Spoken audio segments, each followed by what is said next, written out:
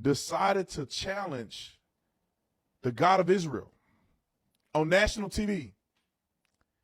And as soon as he got done challenging the God of Israel, he died from a heart attack on the spot. You can't tell me that's a coincidence. That the man is talking crazy about Yahweh and said that Israel will suffer the wrath of Allah and died. Don't believe me, roll the clip. Kurtulsanız vicdan azabından kurtulamayacaksınız. Vicdan azabından kurtulsanız tarihin azabından kurtulamayacaksınız. Tarihin azabından kurtulsanız Allah'ın gazabından kurtulamayacaksınız. Hepinizi saygıyla selamlıyorum.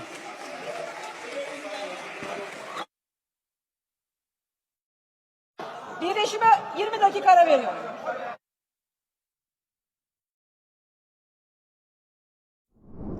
I would venture to say maybe this is one of those biblical examples where you find out which God is real, right?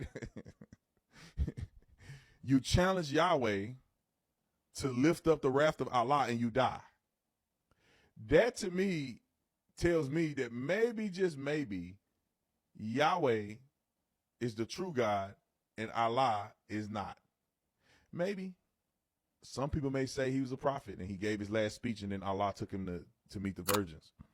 But I would venture off to say that that's kind of serious.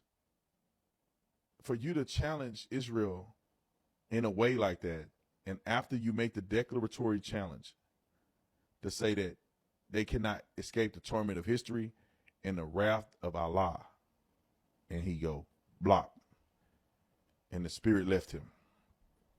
It reminds me of Ananias and Sapphira when they were talking to the apostles, and they supposedly sold something, but they lied and they didn't sell something. And he said, you didn't lie to me, but you lied to the Holy Ghost. And it says that the spirit left them, like they died, right on the spot for lying to God. Now, I know a lot of people lie to God all day long and they don't die, but this was one of those situations where I think people need to start paying attention. God sent these people back to Israel. The things that the Jews are experiencing and the things that the Jews have accomplished are prophetic things. You cannot stop the Jewish people for returning back to the land that God had already made out for them. And anybody getting in the way of that, I think they are going to face the wrath of God. That's why nobody's been able to defeat Israel since they've been in the region, since they made their comeback. And I honestly believe it. And people may say I'm biased because I believe the Bible, but it's their land. And they have made the land flourish. Now, is every Jewish person a good person? No. Is every Jew following the Torah? No. Some of them probably out there cutting up.